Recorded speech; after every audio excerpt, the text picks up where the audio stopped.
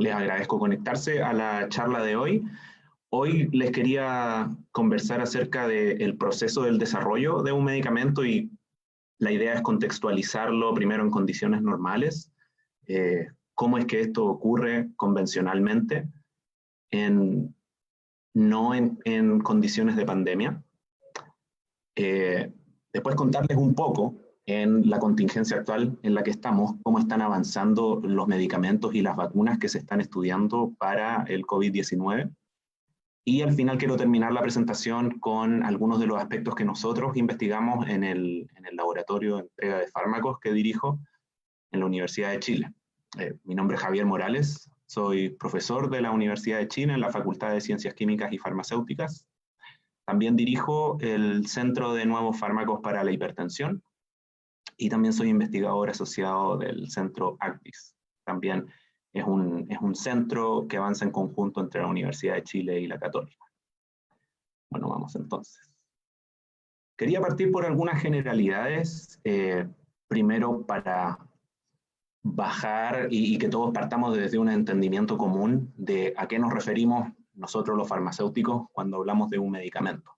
Y quisiera partir por estos conceptos más coloquiales que tal vez la comunidad utiliza más frecuentemente como pastilla o remedio, más allá de la semántica que puede estar asociado a estos términos, nosotros tal vez de manera sinónima hablamos de estos como medicamentos, ¿okay? Entonces cuando yo les diga medicamentos estoy hablando de lo que ustedes coloquialmente hablarían como remedio o como pastilla, y también sé que alguno de ustedes está más familiarizado con la terminología, han escuchado tal vez los términos comprimidos, cápsulas, bueno, los jarabes tal vez son conocidos. Todos estos son medicamentos en el sentido de que corresponden a cada uno de estos cosas que ven en esta figura. Entonces, acá por ejemplo vemos hartos comprimidos y algunas cápsulas. De este otro lado tenemos estos como tubitos de vidrio, que son ampollas que contienen un líquido inyectable, que se administra con jeringas como esta, vía inyección. Y cada uno de estos medicamentos, o formas farmacéuticas, que también es otra terminología técnica que le damos nosotros, cada uno de ellos contiene en su interior un principio activo o un fármaco. Y esos sí son sinónimos entre sí. El fármaco y el principio activo es la estructura molecular de la identidad que está dentro de estos sistemas y que es responsable del efecto farmacológico que ejercen los medicamentos cuando nos los tomamos, cuando nos los administramos. Y acá arriba, en la derecha de la figura, tengo puesta la molécula, la estructura molecular del paracetamol. Entonces, seguramente ustedes están familiarizados con el paracetamol como un comprimido que se toman con agua, ojalá con agua. Y lo que tiene en su interior este comprimido son estas moléculas de paracetamol como las que muestra la figura. Eso entonces es el fármaco o el principio activo que está dentro de estos medicamentos. Y además estos medicamentos tienen una serie de otros materiales que cumplen distintos roles, pero que no son responsables de la acción farmacológica, y a todo ese extra, a todo lo adicional, le llamamos excipientes. Por ejemplo, en los inyectables, el agua está disolviendo el fármaco, es un excipiente, porque no es responsable de la acción farmacológica, sino que permite el proceso de administración. Entonces, quiero empezar a dirigir la presentación hacia qué constituye, o cuando hablamos de desarrollar nuevos medicamentos, de qué estamos hablando concretamente. Entonces, por supuesto, existe la dimensión de nuevas moléculas, nuevas estructuras moleculares que aparezcan en el mundo y que se descubra que son útiles frente a una enfermedad en particular, y entonces transformar esa molécula en un medicamento que el paciente se administre. Todo ese viaje de descubrimiento y validación es lo que llamamos el desarrollo del medicamento para esta nueva molécula. Pero también existen otras circunstancias que también implican el desarrollo de un nuevo medicamento. Por ejemplo, moléculas que ya existen en el mundo y se utilizan para un propósito, pero que se le descubre otra finalidad farmacológica. ¿Okay? Un ejemplo clásico de esto es el sildenafil, o el más conocido como Viagra, que era un fármaco que se desarrolló y se utilizaba para tratar la hipertensión, pero durante los estudios clínicos se reveló que bueno, tenía este otro uso para la disfunción eréctil. Entonces, en ese caso no es necesariamente una enfermedad, pero aquí lo que tenemos es un fármaco que ya existía con una indicación y se le encontró otra indicación, y todo eso involucra un nuevo desarrollo de medicamentos con algunas etapas abreviadas. Y el último escenario posible es, teniendo una molécula que a lo mejor se administre en inyección, transformarla a otra forma farmacéutica, a otro tipo de medicamento que se administre de otra manera. Por ejemplo, un comprimido, o lo que muestro acá en la figura. Transformar un medicamento que usualmente se administre por la vía oral, que es tomarlo en la boca y tragarlo, y transformarlo a un dispositivo que se administre por la ruta bucal, que es la tercera parte de la presentación que quiero abordar. Entonces, dirigiéndonos un poco hacia lo que tal vez han escuchado en estos días de que estamos a 12 o 18 meses de poder tener una vacuna contra el COVID-19 disponible.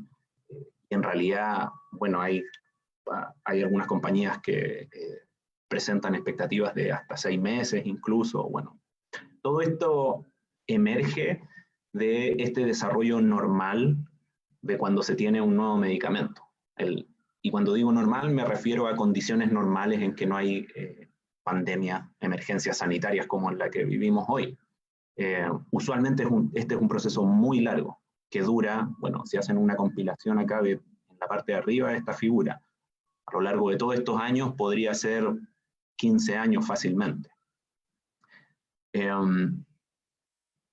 Y solo porque voy a desglosar esto en las próximas diapositivas, que en cada una de estas secciones, solo acá abajo hablemos del panorama general, donde comenzamos siempre en la etapa de investigar y descubrir una nueva estructura molecular, o descubrirle a estructuras moleculares que ya existen nuevos usos, y hacer lo denominado desarrollo no clínico o desarrollo preclínico, también es otra forma de referirse a esto. Esto básicamente quiere decir que hasta esta etapa no se ha administrado el medicamento en ningún humano, ¿ok? Entonces, no clínico es todo lo que sea no humano, es decir, todos los estudios computacionales que se puedan hacer, estudios en células y cultivos celulares, y estudios en modelos animales que representen la patología, la enfermedad. Y con todo eso, con toda esa información, esta información se presenta a las agencias regulatorias de medicamentos para que den el visto bueno de poder avanzar hacia estudios clínicos, que significa que el medicamento por primera vez se va a administrar en humanos. Siempre se comienza con voluntarios y después se progresa hacia pacientes, y se va incrementando desde algunas decenas de pacientes a cientos de pacientes o miles de pacientes. Esto es nuevamente en condiciones normales. Se genera un portafolio de documentación respecto de este medicamento que se está desarrollando y se entrega a la autoridad regulatoria, y la autoridad regulatoria, esto es un rango amplio, esto es una referencia de la Academia Europea de Pacientes, un rango amplio entre 2 a 5 años en el proceso de revisión mismo, antes de otorgar el permiso de distribución del medicamento a la sociedad. Y recién aquí, al final de todo este proceso, ocurre el lanzamiento de este nuevo medicamento.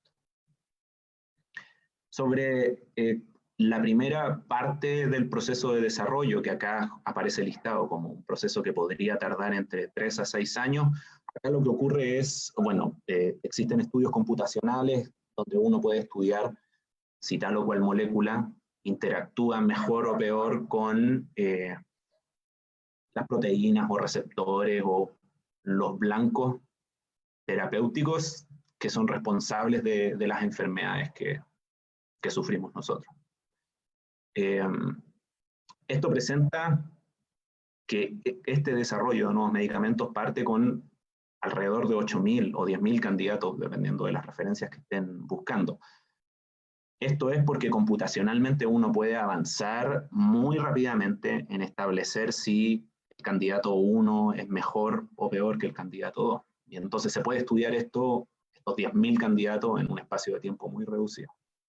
Ya después, cuando se encuentran algunos posibles candidatos farmacológicamente efectivos a nivel computacional, se procede a la síntesis y a fabricar estas moléculas, y ahí empiezan a reducirse dramáticamente esta escala de candidatos, porque testear primero en estudios en células y después en estudios animales todos estos candidatos se vuelve incrementalmente más caro.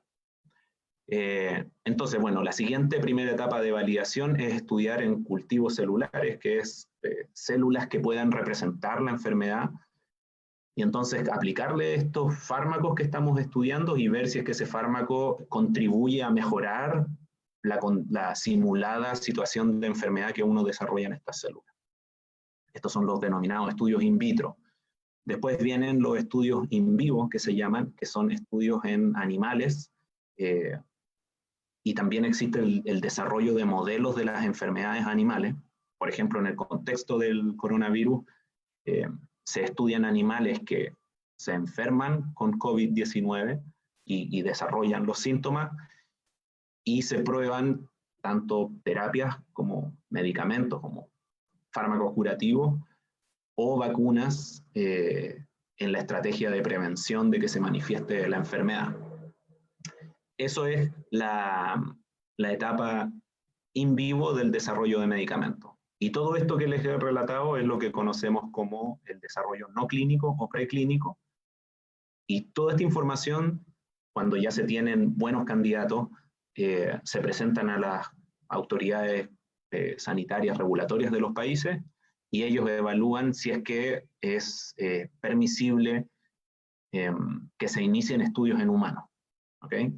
Entonces, el final de este proceso termina con el inicio de los estudios fase 1 en humanos.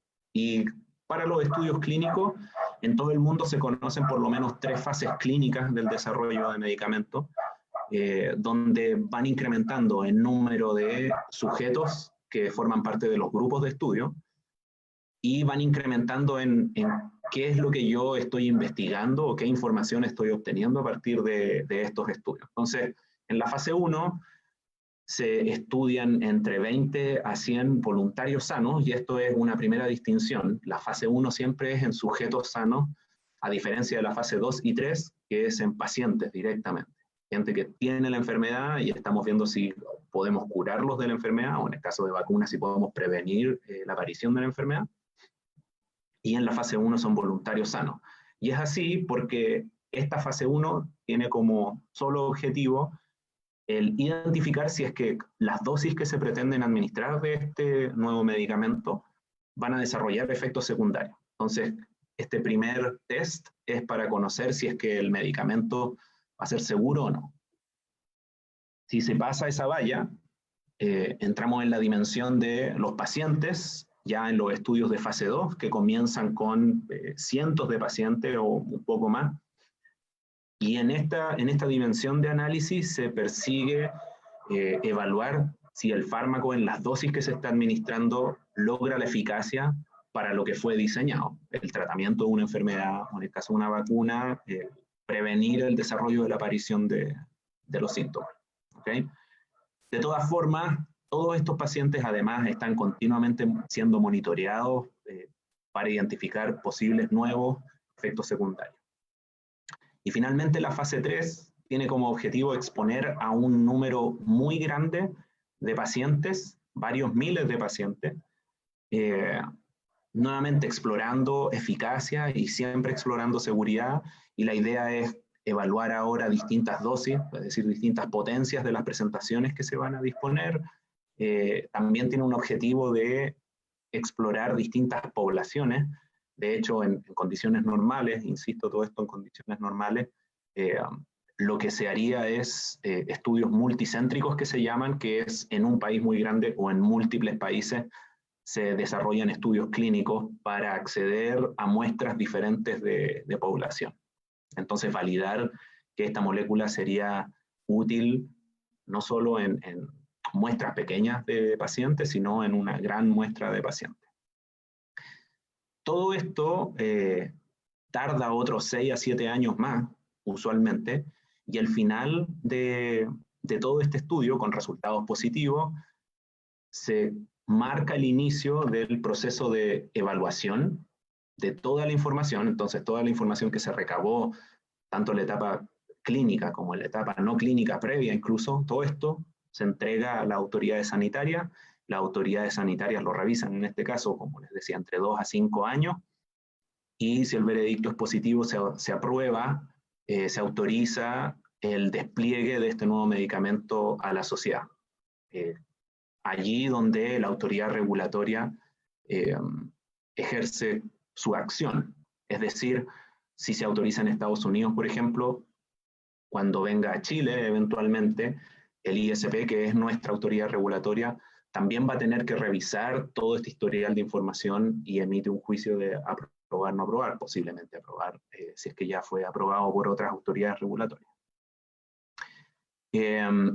Una vez que el medicamento está disponible ya para los pacientes y para la sociedad, se inicia lo que en algunas partes se conoce como la fase 4 del desarrollo de medicamentos, que tiene que ver con la vigilancia o farmacovigilancia del medicamento ya desplegado en toda la sociedad, y entonces se consigue muchísima más información de muchos más usuarios y se pueden identificar apariciones de nuevos efectos secundarios o qué es lo que pasa con el uso crónico de estos medicamentos.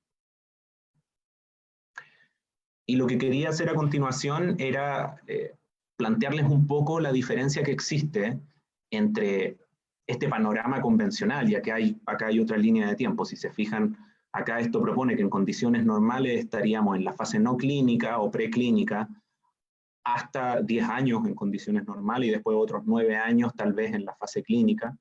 Esto varía, por supuesto, de medicamento en medicamento, pero lo que la pandemia a la que estamos sometidos hoy ha modificado esta línea de tiempo dramáticamente y ha obligado a que tanto científicos que desarrollan estos nuevos medicamentos como agencias regulatorias que de la mano están avanzando ahora con cada uno de estos desarrollos, aceleren todos estos procesos, el proceso de investigación junto con el proceso regulatorio, porque lo que tiene que ocurrir sí o sí, por lo que velan las agencias regulatorias y el espíritu de los investigadores, es desarrollar medicamentos que no solo sean eficaces, pero que además tengan demostrada seguridad. ¿Okay? No podemos llegar a este escenario donde el remedio es peor que la enfermedad, ¿no? Entonces, aun y cuando se están acelerando todos estos procesos, principalmente se están abreviando las etapas experimentales y los estudios en fase 1, algunos están ocurriendo en simultáneo que siguen apareciendo evidencia de modelos preclínicos. Por ejemplo, si lo vieron en las noticias recientemente, una vacuna que se está desarrollando en la Universidad de Oxford levantó evidencia muy positiva de que es eficaz en monos, pero esa vacuna ya estaba reclutando pacientes en fase 1 porque había, en modelos menos representativos del humano, había demostrado un nivel de eficacia que era prometedor y había permitido iniciar los estudios en fase 1. Recuerden que fase 1 es sujetos voluntarios sanos, no pacientes aún, y bueno, estas son vacunas, entonces la forma en la que se estudia es administrar la vacuna y ver si aparece la inmunidad y después enfrentar a la enfermedad y lograr evitar que se desarrollen los síntomas. Entonces, bueno, esto está siendo acelerado gracias a el avance en simultáneo de los científicos y el escrutinio casi en tiempo real de las agencias regulatorias que están acelerando todas las revisiones de lo que tenga que ver con el desarrollo de nuevas vacunas para el COVID-19. Y esto es una tabla, y lo siento porque la información está en inglés, pero solo quería relevar que actualmente, y esto es de comienzos de abril de hecho, actualmente existen 6 vacunas que ya están en la fase clínica, presentados en fase 1 y algunos en fase 2. Y a principios de abril había 41 candidatos en la etapa preclínica. Ahora, revisando esta mañana, ya hay más de 70 que están avanzando posibles programas de vacunación. Y la otra dimensión que no hemos hablado es acerca de moléculas que sirvan para el tratamiento de la enfermedad. Recuerden que la vacuna es desarrollar inmunidad, entonces que el cuerpo sea capaz de tolerar la infección y que no manifieste los síntomas. Pero estos tratamientos, que son moléculas, otro tipo de fármaco, permitirían aliviar, atenuar o disminuir la carga viral si es que demostraran que son eficaces.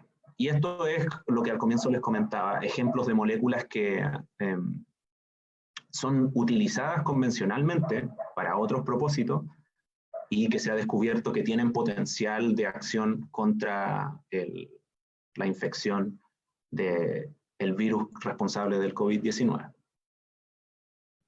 Y ya finalmente quería comentarles de un desarrollo, uno de los desarrollos que llevamos adelante en el laboratorio, y que tiene que ver con cómo desde la academia también emergen a veces investigaciones que circulan por el proceso de desarrollo de medicamentos. Acá lo que nosotros hemos investigado por largos años ya es utilizar esta vía de administración bucal para administrar moléculas que convencionalmente se administran como inyecciones. Y el ejemplo clásico que siempre les doy es el caso de la insulina, y mucha de la investigación que hemos hecho hasta ahora ha sido en torno a la insulina. La insulina para los pacientes diabéticos se administra convencionalmente con inyecciones, y la idea de administrar fármacos en general por esta vía de administración es lograr que los pacientes eviten inyectarse periódicamente insulina.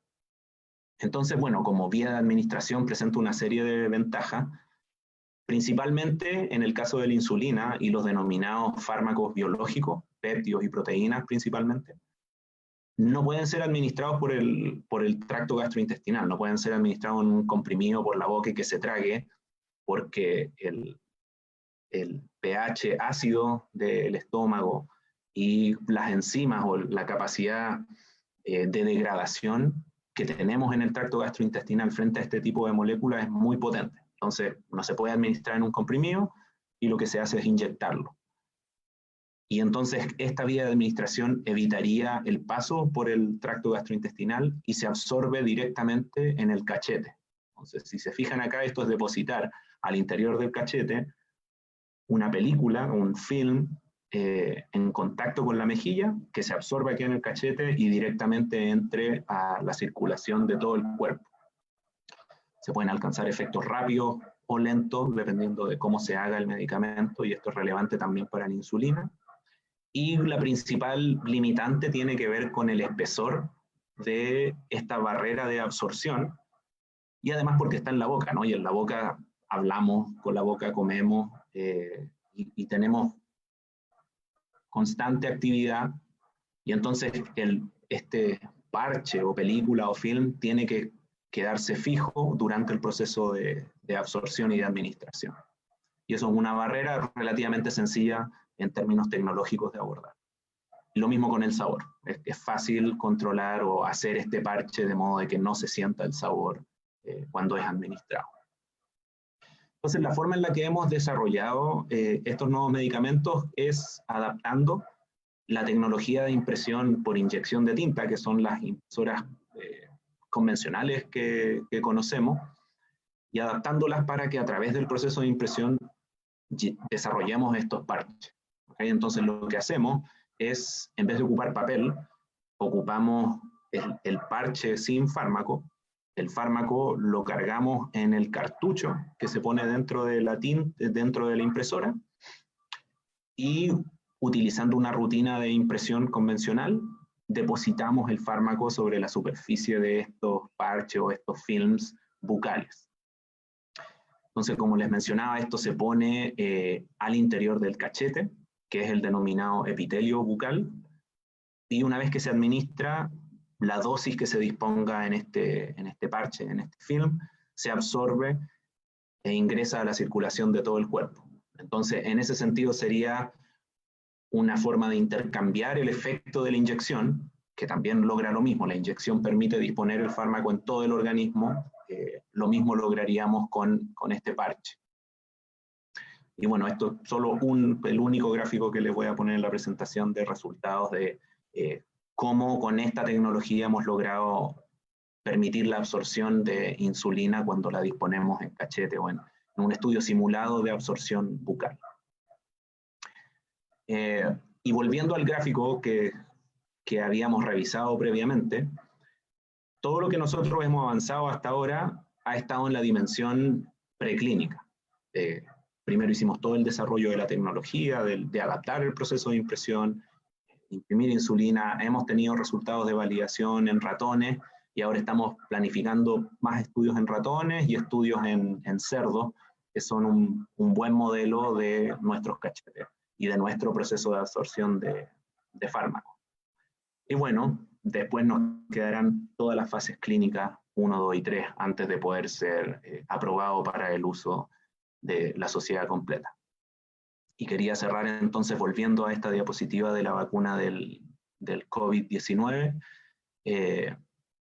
enfatizando que cuando hablamos de estos 12, 18 meses que nos restan de tener una vacuna o la vacuna de la Universidad de Oxford que ahora está indicando que podrían tenerla disponible ya para desplegarla en septiembre, vamos a ver qué es lo que pasa.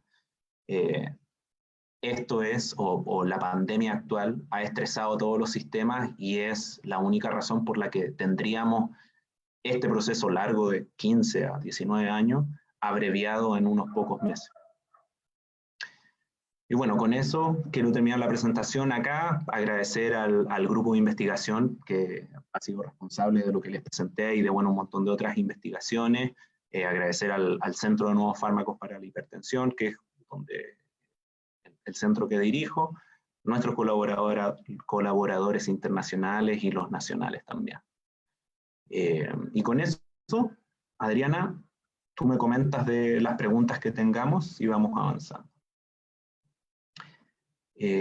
La pregunta 1 dice, ¿cómo sería el tránsito de una vacuna o medicina para que se empiece a usar en Chile?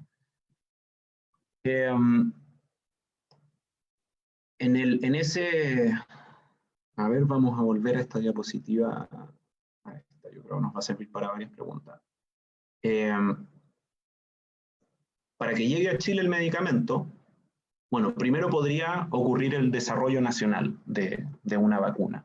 Yo no he revisado más avances que el que hace ya un mes y medio o 2 meses apareció de que alguien podría estar avanzando con una vacuna, no he visto actualizaciones respecto de eso.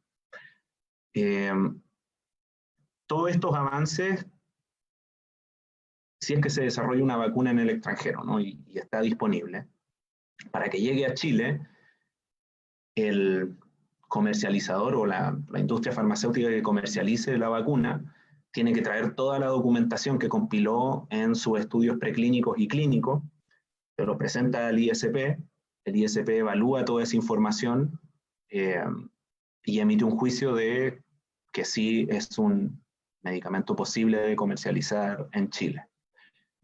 Y nuevamente todo esto, sobre todo para las vacunas o tratamientos contra el COVID-19, están siendo súper acelerados en todo el mundo. Entonces, una vez que se desarrolle la vacuna, seguramente toda esa información llegue rápidamente al ISP, rápidamente emite un juicio, y lo que tendremos que esperar es que la fabricación alcance los niveles de masividad que se necesitan para inmunizar a todo el planeta. Porque en realidad eso es lo que en este momento lo que necesitamos es que todo el planeta se inmunice, ¿no?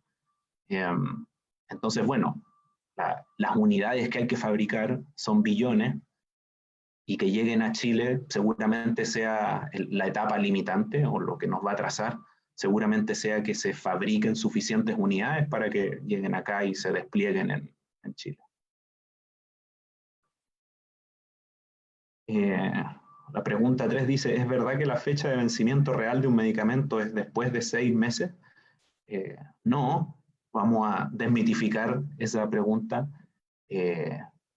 No, las fechas de vencimiento, de caducidad de los medicamentos son el periodo de tiempo que indica el medicamento, porque es el periodo de tiempo que se pudo verificar, que se estudió y que se verificó de que el fármaco y que el medicamento que se está administrando aún mantenía la eficacia que se le requiere. ¿Okay? Entonces, tomar medicamentos pasados la fecha de vencimiento es un peligro por posibles efectos secundarios o efectos tóxicos o que no generen el efecto farmacológico que se percibe.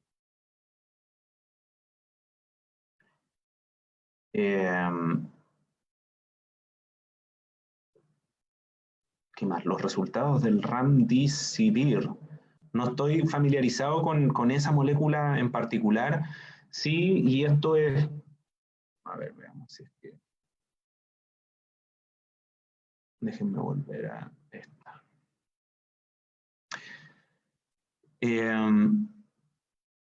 Solo para expandir un poco respecto de la pregunta que se hizo sobre el Remdesivir. Esta es otra molécula que podría tener eficacia contra el COVID-19. Muchas de estas moléculas, la única evidencia que existe es preclínica, o en animales o en células incluso, y que a partir de ahí están iniciando estudios de fases clínicas en humanos. Entonces, aun y cuando hay hartas moléculas que han declarado potencial uso contra el COVID-19, aún los estudios clínicos que lo demuestren, primero en sujetos sanos o en pacientes que efectivamente sufren la enfermedad, toda esa evidencia se está compilando en este momento. Entonces, no sabemos si es que hay algún medicamento aún que pueda ser utilizado para el tratamiento del COVID-19. Todavía no hay, y esto es una actualización que hice en la mañana, la Organización Mundial de la Salud ha declarado que todavía no hay ninguna molécula que haya demostrado ser eficaz en el tratamiento del COVID-19.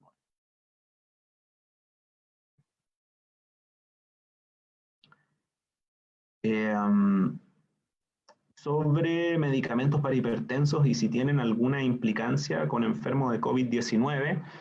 Sobre esto, solo enfatizar nuevamente las guías internacionales. Los inhibidores de una enzima, vamos a decir, para que nos vamos a poner tan técnicos, unos meses atrás se indicó de que uno de los mecanismos infecciosos de este virus podría estar relacionado con el efecto de algunos antihipertensivos, entonces se produjo una preocupación por los pacientes crónicos que sufren hipertensión y que se están medicando constantemente contra esta enfermedad, de si seguían utilizando sus medicamentos o no. Y toda la evidencia que existe en este momento asegura que los pacientes hipertensos deben mantener sus tratamientos contra la hipertensión. No hay evidencia de que haga suponer lo contrario, que el COVID-19 sea un problema para estos pacientes y su farmacología. Es decir, los pacientes hipertensos deben mantenerse en sus terapias. De hecho, hay alguna evidencia que sugiere que podrían incluso protegerlos contra apariciones de síntomas del COVID-19. Los parches presentados serían más eficientes que la inyección de insulina. No son más eficientes en el control de la glucosa, en ese sentido. La insulina se la inyectan los pacientes diabéticos para lograr controlar sus niveles de azúcar en la sangre. Y entonces lo que nosotros perseguimos es no cambiar la molécula. De hecho, es la misma molécula. Nosotros ponemos en el parche la misma insulina que el paciente se inyectaría, pero se dispone en el parche y el paciente se lo pone en el cachete. La única diferencia o la principal diferencia es que los pacientes tendrían que dejar de inyectarse. Y nosotros apostamos a que para efectos de la adherencia a los tratamientos, porque hay algunos pacientes, sobre todo diabéticos tipo 2, que pueden no usar con la rigurosidad que los pacientes diabéticos tipo 1 deben usar las inyecciones.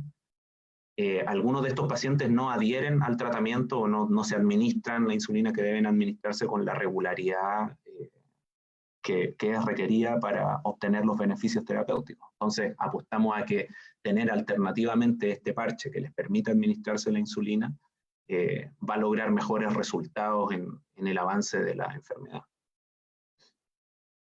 El parche no está a la venta. La pregunta es si el parche está a la venta o cómo se puede conseguir. Insisto, a ver, pongamos esta diapositiva para relacionar un poco con cuándo los medicamentos están disponibles para el acceso de la población. Entonces, primero, cuando termina toda la fase clínica y la agencia regulatoria de cada país le dices, ok, apruebo la masificación de este medicamento, ahí recién el medicamento empieza a aparecer en la farmacia y se lo pueden prescribir y ustedes pueden ir a conseguirlo en una farmacia y utilizar estos medicamentos. La otra forma de acceder a estos medicamentos es formar parte de alguno de estos grupos de estudio, sobre todo en fase 2 y fase 3, que son estudios clínicos sobre pacientes.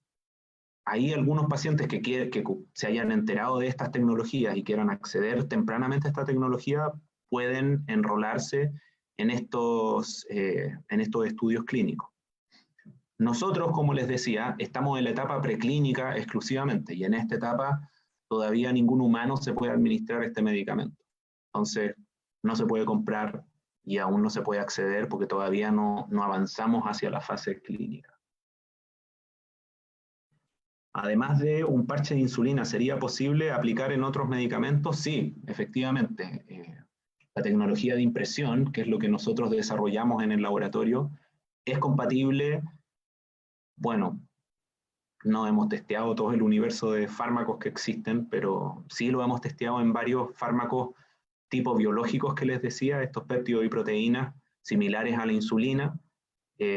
Yo anticipo que también será eficaz o funcionará esta tecnología para anticuerpos monoclonales y moléculas más pequeñas, que esos ya son moléculas bien grandes. Y la farmacología clásica o farmacología sintética, si se quiere, moléculas tipo el paracetamol que les mostré al comienzo, también es posible o susceptible de ser impresa y dispuesta en estos parches. Ok, creo que con eso cerramos las preguntas y cerramos la sesión de hoy entonces. Muchas gracias a todos los que se conectaron. Quédense en sus casas, manténganse sanos y nos vemos para la próxima. Chao.